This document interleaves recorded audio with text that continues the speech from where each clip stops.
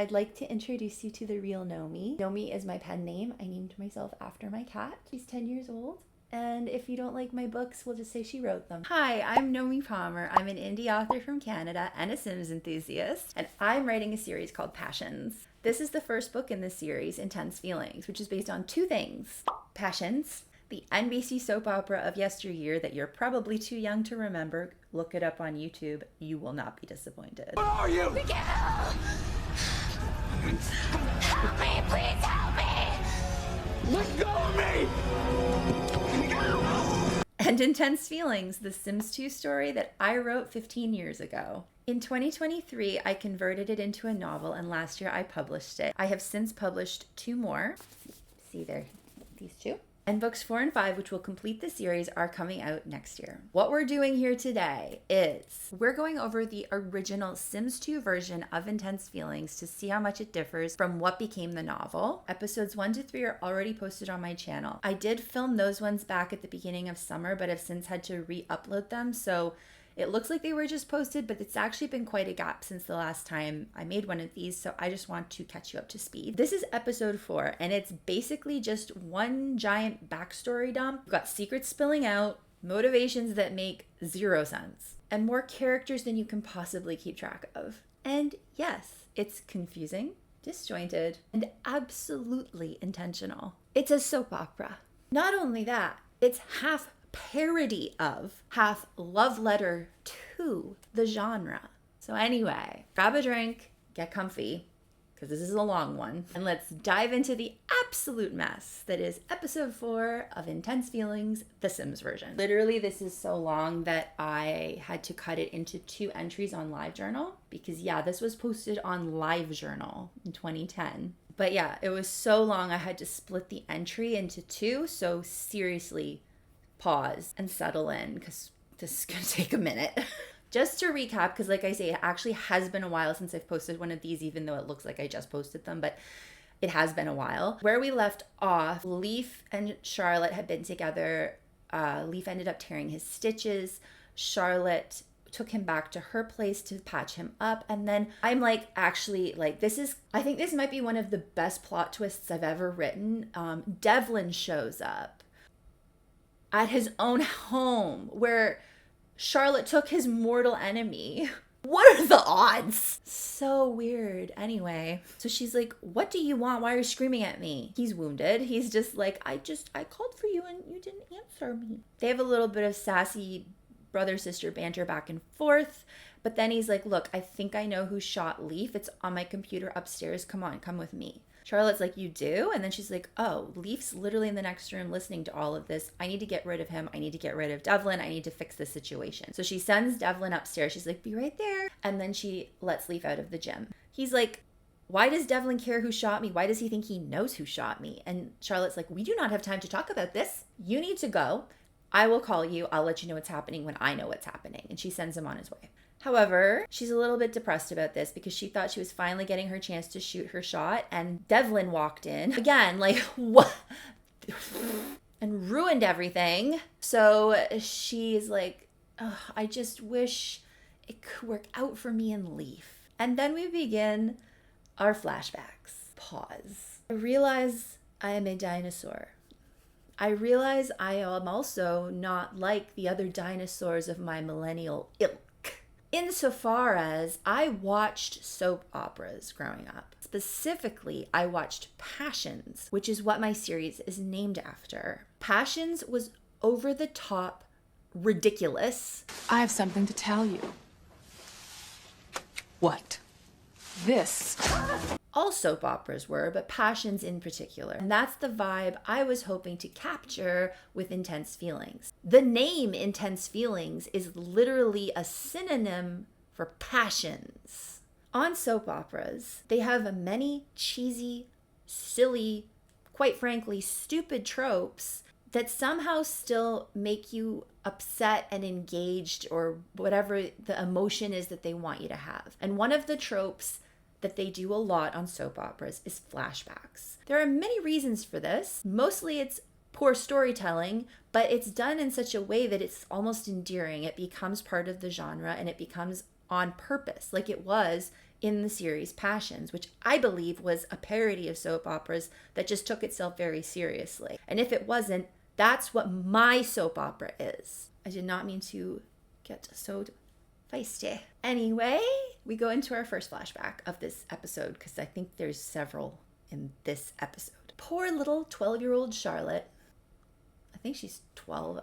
11 or 12-year-old Charlotte is being badly bullied by the other girls at school. They treat her poorly because they just see her as the richest girl in school who has the worst brother in the world. So they assume she's stuck up, that she's a snob, that she's unapproachable, that she thinks she's better than everybody else, blah, blah, blah, blah. They just make all these assumptions about her incorrectly and bully her for it. But Charlotte has a white knight. Leaf approaches the group and he's like, hey, can you knock it off? Can you stop picking on her? What's your problem? And all the girls in the school are in love with Leaf. These two are like, we're going to vote for you to be head boy. They're just in love with him. They're like, we'll leave her alone. So off they go. And he's like, are you okay? And Charlotte is just perplexed. She's like, I guess so. I mean, yeah, thank you. Are we supposed to be talking to each other? And he's like, probably not. Anyway, better get to class. I'll see you around, kid. And she's just like,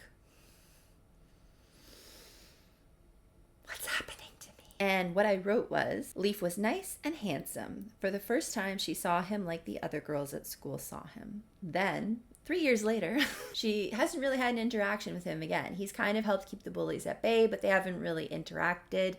And she's standing outside of this diner. Why? Oh, well, she had a study group who ditched her, so she's just standing at this diner alone in the cold waiting for her father's driver to come and pick her up. And then it starts to rain. Who should approach her but a much older Leaf Callahan? He's now in college and has a little, whatever this is. What do you call that? A goatee? She's completely flustered. She's like, why are you talking to me? Like, what's going on here? Like, I'm just waiting for my ride. Like, maybe we shouldn't be talking. And he's just like, you can wait inside. Like, you don't have to wait outside in the cold. He's just kind of being like a little funny and like a little sweet. And he offers to buy her a hot chocolate. Charlotte does not understand what's going on, but she still has a crush on him because she has zero interaction with pretty much everyone. And he's really one of the only people in her life that's ever shown her kindness. If you notice, the diner that they're at in this flashback is the same diner she took him to meet up from the last episode. Is this because I was too lazy to build more sets? Or because it's symbolic of the fact that that's where they had this hot chocolate date and she remembered that, so she brought him back there, hoping it would kind of jog his memory or whatever. Little column A, little column B, I'm not gonna lie, but again, like, I'm not, at this point, I'm just gonna say this constantly. It's a soap opera. Was I too lazy to build more sets? Mm-hmm. But did I make it work for the story? Also, mm-hmm. So they both get a hot chocolate, and as you'll see, they're sitting in the exact same booth that they would be sitting in the future when she takes him back to this diner. Now, at this point, Leaf is like, I'm kind of over the family feud. I don't think we need to really perpetuate it, and you know what? I'm allowed to buy you a hot chocolate. I'm a grown-ass man. I can do what I want. She's still terrified because her father is terrifying, and if he finds out that she's having hot chocolate with Leaf Callahan, she's probably going to get a beating when she gets home, and I mean that quite literally. But then her father's car arrives and she's like, I gotta go. I don't want to be seen with you. Like, I'm getting out of here. Like, I'm so sorry. Thank you for the hot chocolate, but like, I gotta leave. And as she's leaving, she's feeling that same feeling she felt when she was 11 or 12. She's just like, you know what? I have like butterflies in my stomach. Like, I just feel like so happy around him. Like, I think I have a crush on him. Flash forward to the present, and she assumes he doesn't remember those two instances from their past, when he broke up the fight and when he bought her a hot chocolate. Like, she assumes he's just going to be like, oh, those were just random interactions we had that don't really mean anything. But to her, they meant everything. She comes into Devlin's office, which there's a lot happening here in terms of patterns and such. But she comes into Devlin's office and she's like, I thought you said you weren't going to smoke in the house anymore. And he's like, it's my office. I can do whatever I want in here. Anyway, shut up. Look at what I got on this computer. And he's like, so I've been over the guest list dozens of times. I'm just trying to figure out who it is that would have wanted to shoot Leaf other than me. And Charlotte's like, yes, I vividly remember that we've been over the guest list dozens of times. And he says, I found a guest that wasn't on the list. Dramatically, Charlotte gasps, what? Impossible. The bouncer didn't let anyone in who wasn't on the list. And he didn't. Devlin said stonily. I don't know how she got in. She? Devlin, what girl do you know that could possibly want Leif Callahan dead? And she couldn't have got past the bouncer? It's not possible. We don't know her. And she did. I don't know how, but I checked the security footage and she's only there for a second on one camera. Anyway, he goes on to say like, yeah, well, she did get in. I don't know who she is. And she just sort of seems to appear out of nowhere. She rushes over to the computer and she pulls up the footage and she sees this. A blurry short clip of the security tape played on the screen. The lights went out. When they came back on, there was a blonde woman standing there. The strobe light flashed, and just like Devlin said, she was gone. And then they kind of muse like, how is this possible? And they just don't know. Meanwhile, Leif has walked home with his air shot wound, and he's kind of flummoxed. He doesn't really know what is going on, and he's in his own mind. And he comes into the house, and Nina and Harlow are there. They're trying to talk to him, and he's just like in a trance. He goes upstairs and lies down in his bed and takes off his shirt to show off the custom content that I made of the bandages. He's just thinking like, why does Devlin care? Like, he's so stuck on this. He's obsessed about it. And he can't stop going over it in his mind. Back downstairs, the girls are talking about the masquerade, which is the next episode, which is the one I want to get to. But Nina's saying she probably isn't going to the masquerade this year. Harlow's like, what? Nina's like, I don't know if we're going to break up. I don't know what's going on, but like, I don't have a date and I really don't want to go alone when I have a boyfriend. So I just don't think I'm going to go. Harlow's like, okay, I hear you, but the masquerade is the one place that you don't have to worry about, like, at all. She continues on to say, you're not supposed to be yourself, right? Everyone's in disguise. You could be anybody. You don't have to be Blake's girlfriend, Nina Callahan. You're just someone at the masquerade. Nina's like, you know what, girl? You're right. I'm going to the masquerade. F Blake. I'm just going by myself in disguise. Later that night, Devlin says he's going out. He thinks he has a guy who can clean up the security footage and get a better image of this woman, and they can try and use like some kind of police technology. I don't really know what his plan is, but I really don't know. It doesn't really say, but they're gonna use their technology to clean up the footage and figure out who the girl is that was in the club, not on the guest list, that vanished into thin air. After he leaves, Charlotte's like, now's my chance. And she runs to the phone and she calls Leif, who answers and is just like, hello? She's trying to explain what happened today. He's like, yeah, what the F happened today? But in typical Leif Callahan style, he flies off the handle and he's angry and, you know, just in a great mood. So she tells him to calm down and he's like, I'm not gonna calm down. He's like, this has all been an orchestration. When you came over to me at the pub, that was because he sent you, right? Like, what's going on? There's more going on here than you're telling me. And why does he even care? Who shot me? Charlotte's like, you got me. Yes, I did come over to talk to you because Devlin sent me. And yes, he's the one who made me invite you to the party on Halloween. Leif's like, why? Just tell me what is going on, please. For the love of God, please tell me what's going on. Did he also tell you to kiss me? Like, what is happening, Charlotte? Be real with me. And she's like, no, he didn't tell me to kiss you. I don't know why I did that, and I apologize. Now Leif's kind of like, okay, maybe I'm a little too angry. You think? This goes back and forth with, you have to tell me what's going on. And she's like, I know. And it just kind of goes in circles, honestly, for a while here. Charlotte's bawling. Leif's confused as heck. She's not really telling him anything, but she's also feeling conflicted because she's telling him, Devlin's the only person in this world that I have. I kind of have to do what he says. If I lose him, I don't have anyone. Literally no one. He's the only person in my life who might love me. Is someone hacking my computer?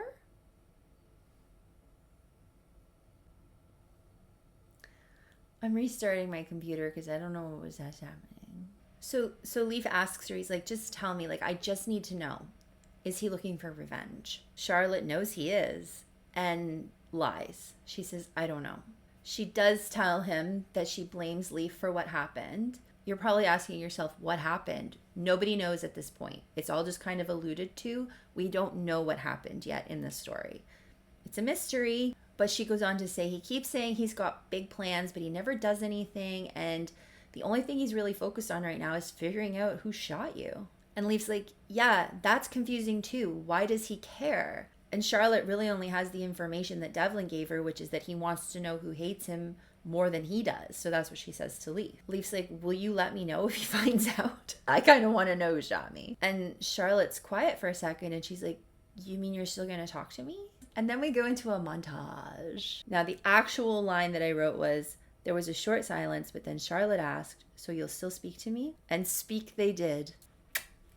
Very good writing. For the month of November, all they did was talk on the phone. Initially, Leaf had wanted to keep tabs on Devlin and what he was up to, but as the phone conversations got longer, he started to learn a lot about Charlotte and where she was coming from. As the weeks slipped past, Leaf was starting to feel like he could trust her. She told him everything that she told Devlin and insisted that Devlin had no master plan. So weeks slip by, time has passed, and Charlotte and Leaf have been in cahoots.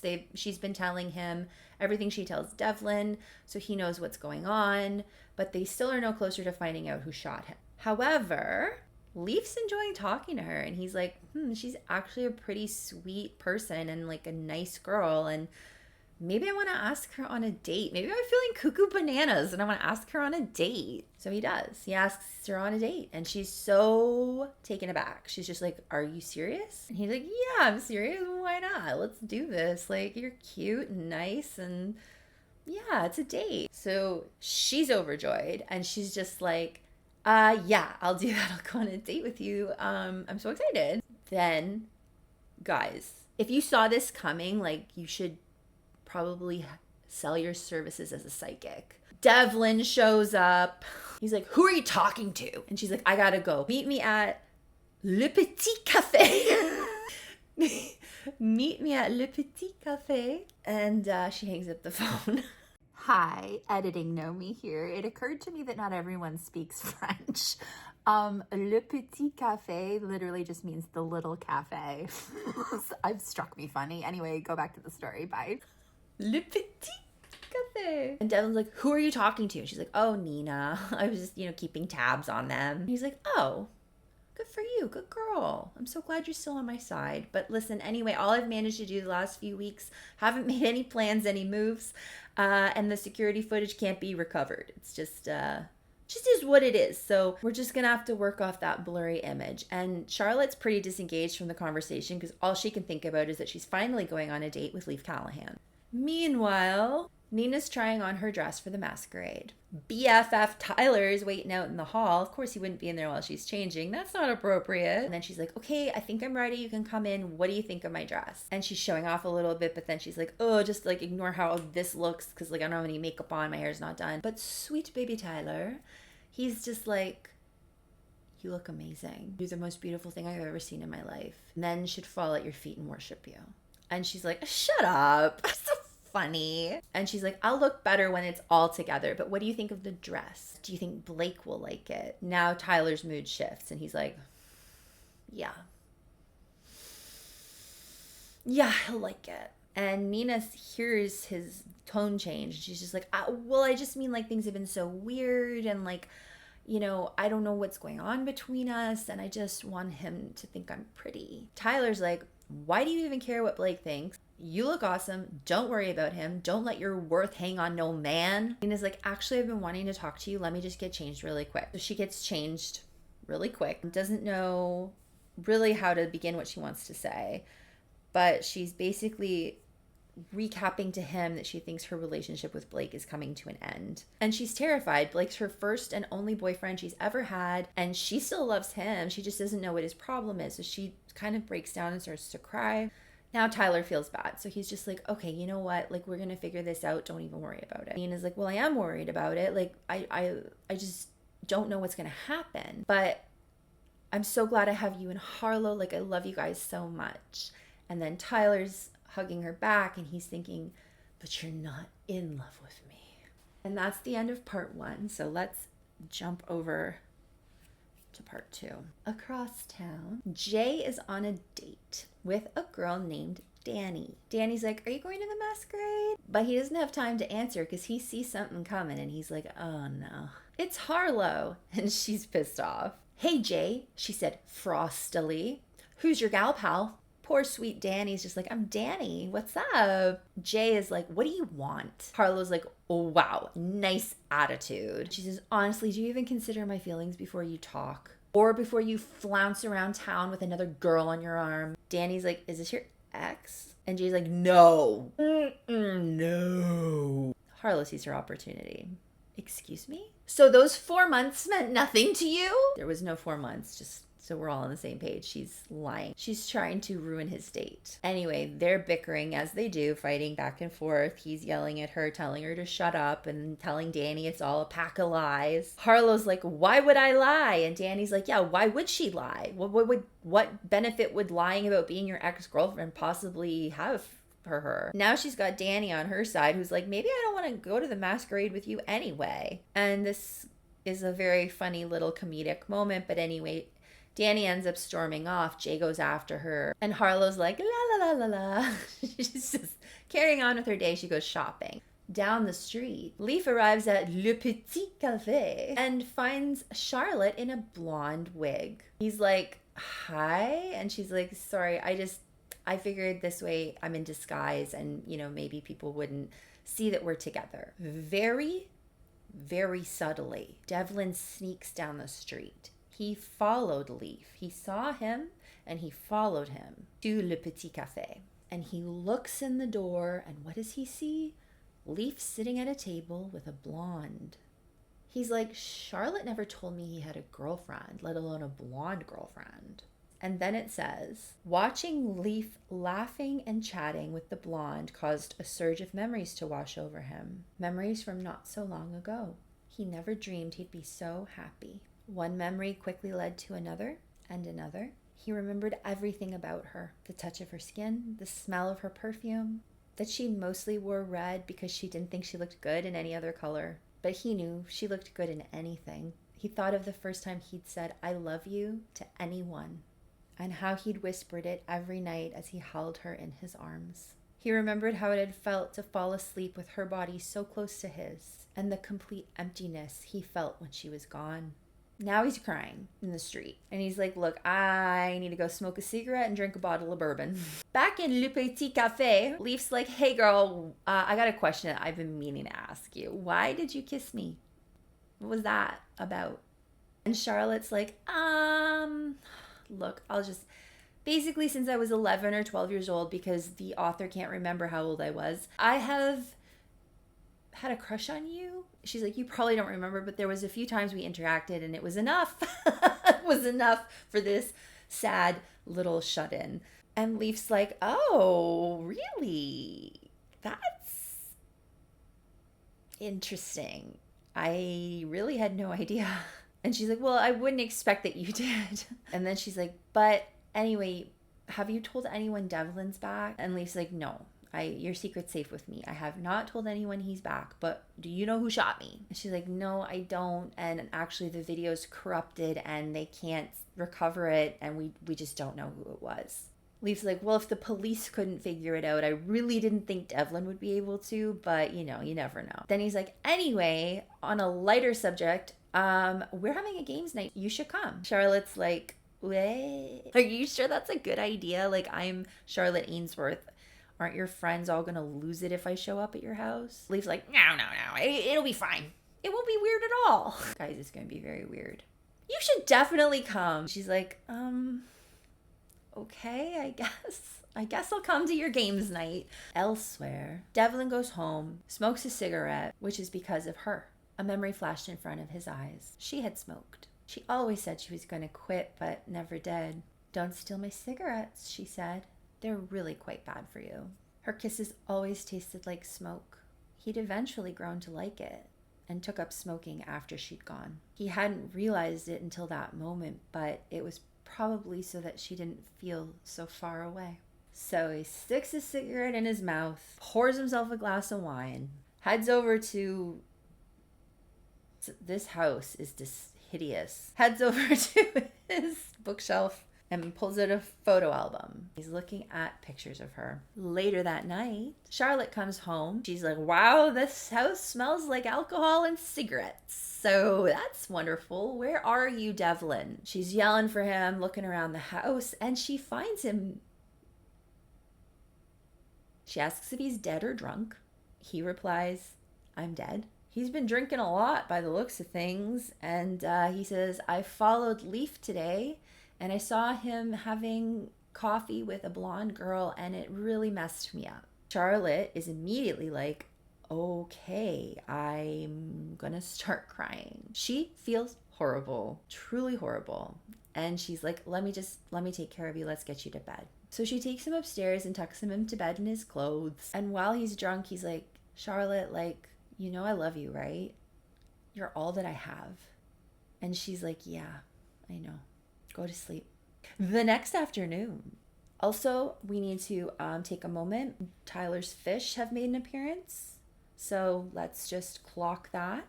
The fish are here. Anyway, Tyler has insisted that Nina comes over to confront Blake. He's like, I will be there with you. Like, we can do this together. Like, we need to figure out what's going on. So they're just playing pool, waiting for Blake to show up, which he does eventually. And Tyler is feeling great about all of this, as you can see.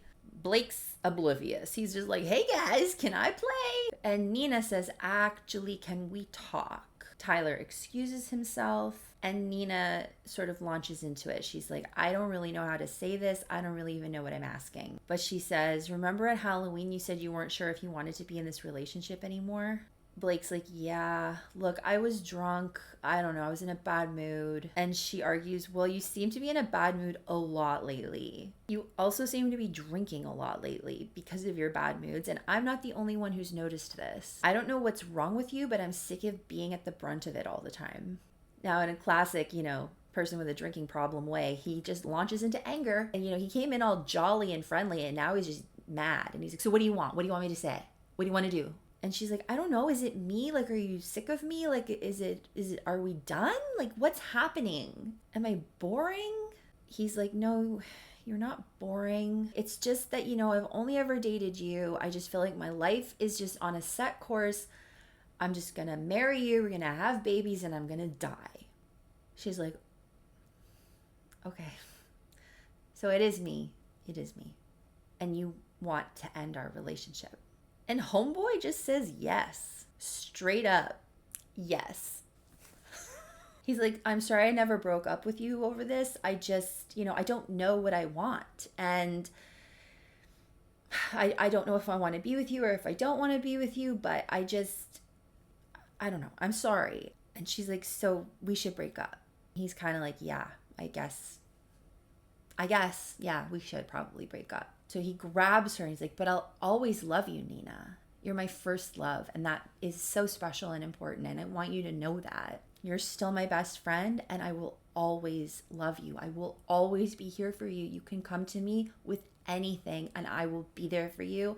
I'm sorry I've been such a terrible boyfriend, but I will be a really good friend going forward. And then she has the same thought that Tyler had earlier about not being in love even though he loves her. And she's like, yeah, you might love me, but you're not in love with me. Later that night, the gang gathers at Leaf's awesome house.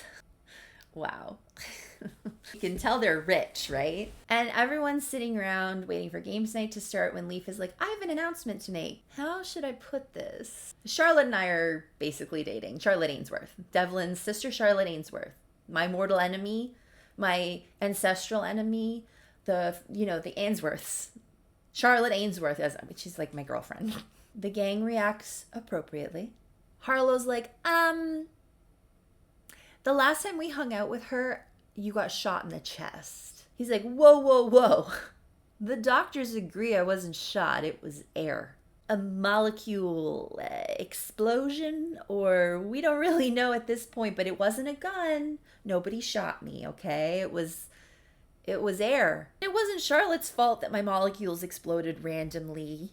Let's all give her a chance. Oh, there's the door. Must be her. I'll go get it. As he goes to answer the door, everyone's like, Charlotte comes in and she's like, hi, it's me. And everyone's just kind of like, hi, Charlotte. Who comes in behind her but Jay with a new girl. Her name is Hannah. Harlow reacts appropriately. Jay reacts appropriately. It isn't awkward at all. Harlow's saying some pretty nasty, insulting stuff, and Nina's just really had it. She's like, listen, we need to talk in the kitchen right now, girl. Nina's like, you're embarrassing yourself. Like, you are acting a fool right now. You need to calm down. Jay's allowed to go on dates with other women. What is your problem? She's just like, why do you even care so much? It makes no sense. And Harlow's like, he's dating a new girl every other week. It's disgusting. I'm against it morally. Nina's like, it's not your life or your business. And she's obviously like upset. Her ex-boy, like she just broke up with Blake, who's here for games night. Like they just broke up. And Harlow's pulling all this crap. So she's just like, I don't have time for you. Like, get yourself together. This is not appropriate. Harlow takes this very well. Screams back at her very loudly and for quite a long time. Again, not awkward at all for the rest of the cast. And the girls bicker and go back and forth. Nina's defending Jay, who she sees as a brother, while Harlow is just like, he's a gross, disgusting pig who I want nothing to do with, blah, blah, blah, blah. Harlow ends up storming out. And as she storms out in the cold in her little tiny outfit, she runs into none other. Y'all are not even going to believe this one. She runs into Devlin. Twist after twist. You don't see him coming. Harlow certainly didn't see it coming. She's like, Devlin? You're back in town? Then she's like, you did it. You shot Leaf, didn't you? You shot Leaf with air. He's like, I did not shoot that idiot. She's like, I'm going in the house right now to tell everyone that you're back. And Devlin's like, the house you just got kicked out of, which trips her up. She's like, you got me there. And she's like, but why are you here? Like, why are you here? Are you waiting for Charlotte? Or like, what is your deal? He's like, Charlotte's in there?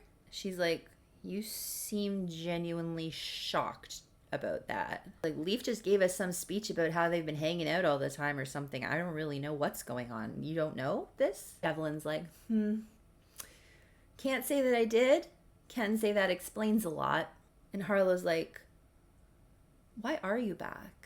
And she can see something's different about him, but she can't quite pinpoint what it is. He's just like, Europe got boring, decided to come back. And she's just kind of like, oh, I'm cold.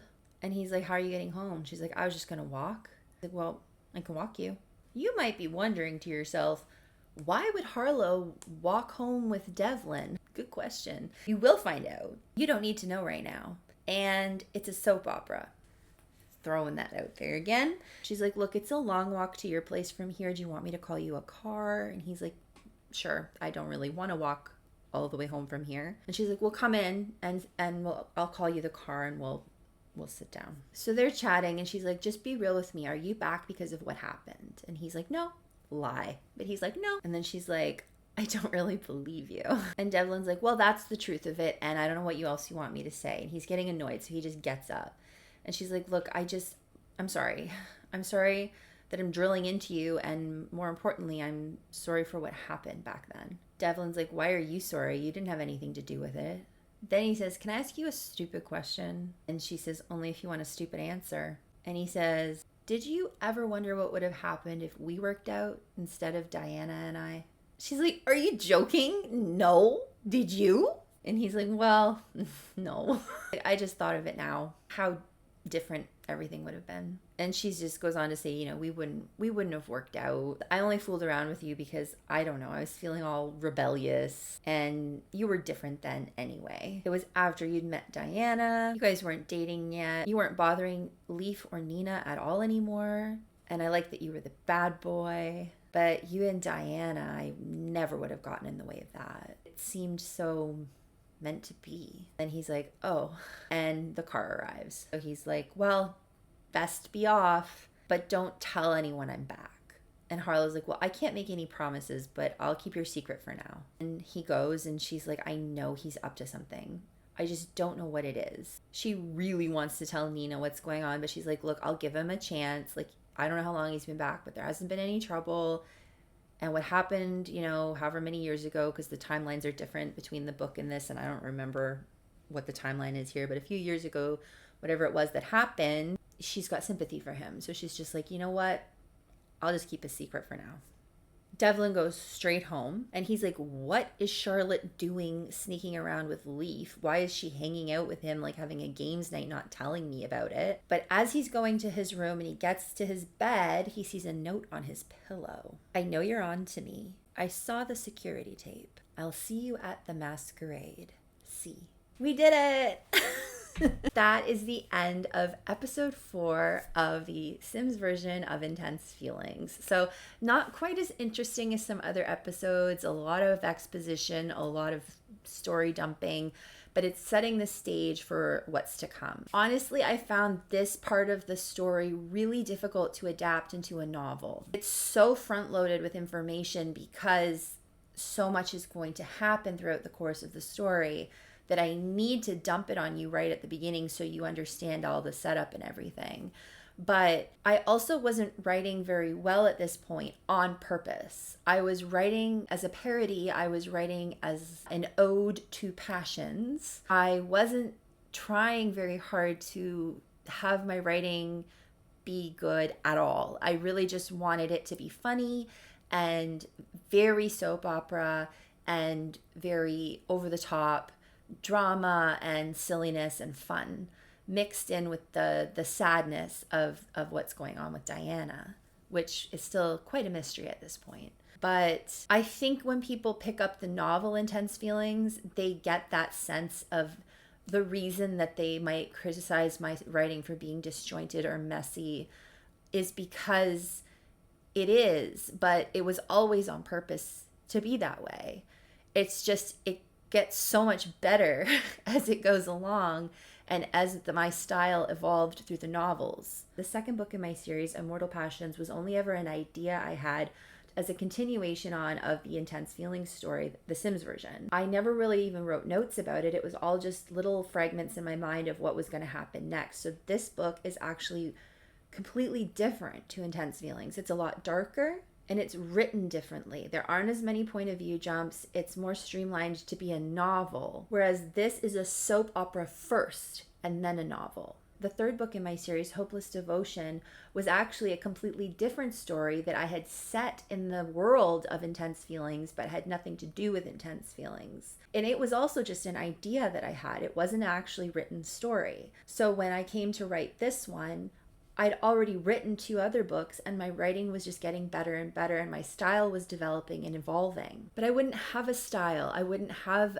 a soap opera novel genre if it wasn't for Intense Feelings and Intense Feelings and really Passions. So yes, you might feel like when you're reading Intense Feelings that it's clunky and it's just so much happening all at once, but that all was on purpose. It was all trying to emulate how it feels jumping into a soap opera that you're just starting, that you haven't seen before, that has all this backstory, that has all this characters going on and you don't know who anybody is. You're just like dropped like a Fortnite character into the middle of it all. And I did want to keep that vibe for Intense Feelings, but a lot of people find it to be a stumbling block. So I think I'm going to make a video for next week about why you shouldn't read Intense Feelings, but we'll talk about that next week. Thank you for tuning in to episode 4 of the Sims version of Intense Feelings, and you don't want to miss the next one, which I will be posting on September 30th. I think it's the 30th, the last Tuesday of the month. I will be posting The Masquerade, and that's some people's favorite chapter in the book, and you're going to lose it when you see how I dressed everyone for this event. So thank you so much for watching. It would mean the absolute world to me if you would like and comment, subscribe, all those YouTube things. I also have a Patreon where I do post my YouTube videos 2 days early. I post them on Sunday there so you can watch them a little bit in advance. I also have a lot of other perks in that Patreon, such as a secret Discord where I share secret information about the series that I don't share anywhere else. Only you'll know about it. I also post a monthly short story that you vote on. You tell me which characters you want me to write about. And I've been having a lot of fun with this because between books 1 and 2, there's a 26-year gap in time. So the short stories are kind of giving me the opportunity to tell stories from that time. Those are not going to be posted anywhere else. I may never release them even as a published work, so the only place you're going to find them is through my Patreon. Don't forget to follow me on Instagram and TikTok for more updates. And I'll see you guys in the next one. Bye.